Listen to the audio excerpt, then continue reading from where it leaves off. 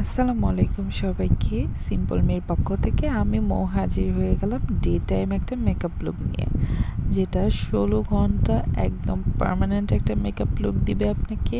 একটুও ফাটবেও না, নষ্টও হবে না, অক্সিডাইজ হবে না। I promise.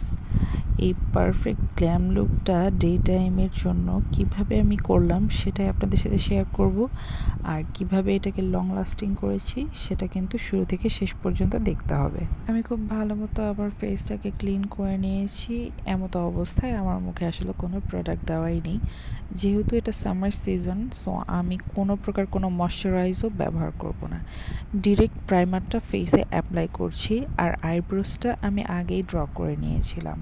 প্রাইমারটা খুব ভালো মতো অ্যাপ্লাই করার পরে আমি চলে যাব ফাউন্ডেশনে। আমি এখানে ওয়েট অ্যান্ড ওয়াইল্ডের ফাউন্ডেশনটা ব্যবহার করেছি। ওয়েট অ্যান্ড ওয়াইল্ডের 2 ধরনের ফাউন্ডেশনই আমি ব্যবহার করেছি। আমার কাছে মনে হয় ওয়েট অ্যান্ড ওয়াইল্ডের ফাউন্ডেশনগুলো খুবই ভালো, অনেক রিজনেবল একটা প্রাইসের মধ্যে খুব ভালো একটা লং লাস্টিং লুক দেয়। তারপর ফিনিশিংটাও কিন্তু অনেক জোস থাকে। যেহেতু দিনের বেলার জন্য মেকআপ করছি, সো আমি খুব কম প্রোডাক্টই ব্যবহার করব। কম প্রোডাক্ট মানে কম ফাউন্ডেশন নিয়ে আমি এটাকে খুব ভালো মতো ব্লেন্ড আউট করে নেব আমার ফুল ফেসে ভালো মতো ব্লেন্ড আউট করার পরে আমি একটু কনসিলিং করব, খুবই কম পরিমাণ কনসিলার নিয়ে, যেহেতু ডে টাইম। সো প্রোডাক্টটা কিন্তু খুব ভালো মতো চুজ করতে হবে, যে একটু কম কম প্রোডাক্টই ব্যবহার করাটা ভালো। কনসিল ব্যবহার করার পরে আমি ফেস পাউডারে চলে যাচ্ছি। আমি এখানে ব্যবহার করেছি প্যাস্টেলার ফেস পাউডার। আর ফেস পাউডার কিন্তু এক গাদা ব্যবহার করা যাবে না, আমি দেখিয়ে দেব। জাস্ট 2টা ট্যাপ করছি এবং সেটা আমি আমার ফুল ফেসে অ্যাপ্লাই করছি। আমি একটু পরেই দেখিয়ে দিচ্ছি, ঠিক এইভাবে 2টা ট্যাপ করেই কিন্তু আমি আমার ফুল ফেসটাকে কভার করছি। যত কম প্রোডাক্ট ব্যবহার করা যায় ডে টাইমে তত বেশি ভালো হয়, আর অক্সিডাইজের চান্সটাও খুব কম থাকে। এখন একটু হালকা করে কন্ট্রোলিং করে নিচ্ছি। হালকা করে কন্ট্রোলিং করার পরে আমি আমার নোজ কন্ট্রোল করে নিচ্ছি। খেয়াল রাখতে হবে, যেহেতু ডে টাইম, অনেক হার্শ মেকআপ না করলেই ভালো, কারণ ডে টাইমে এই তীব্র তাপের মধ্যে কিন্তু হার্শ মেকআপ করলে একদমই ভালো দেখায় না। তাই অল্প মেকআপে একটা গ্ল্যামারাস লুক নিয়ে আপনি যে কোনো জায়গায় অ্যাটেন্ড করতে পারবেন, যে কোনো জায়গায় চলে যেতে পারবেন, কোনো সমস্যা নেই।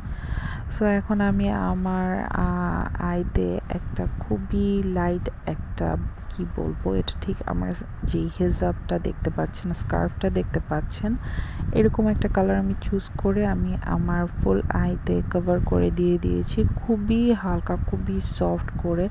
আশা করি আপনারা বুঝতেই পারছেন। এদিকে দেখি ব্লাশ দিতে ভুলে গিয়েছি, তো ভাবলাম একটু ব্লাশ দিয়েই নিই। ব্লাশটা অ্যাপ্লাই করার পরে আমি আবার আমার চোখে চলে যাব। আমি আমার চোখের আউটার কর্নারটাকে আর একটু ফোকাস করার জন্য একটা ব্রাউন শেডের শ্যাডো ব্যবহার করেছি। এই শ্যাডোটা দিয়েই আমি আমার আয়ের আউটার কর্নারটাকে ফোকাস করতে পারবো, যেহেতু আমি চাচ্ছি যে আমার আউটার কর্নারটা ফোকাসড হোক।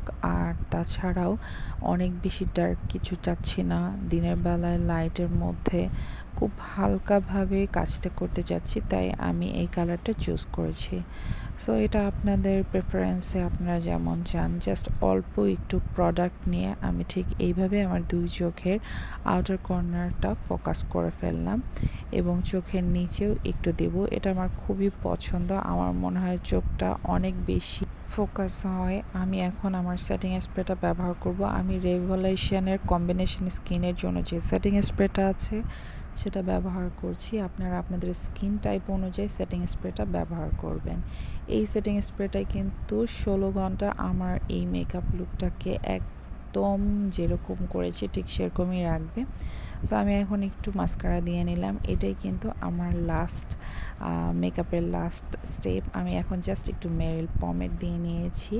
So finally that's it. এই হচ্ছে আমার মেকআপ লুক। ধন্যবাদ।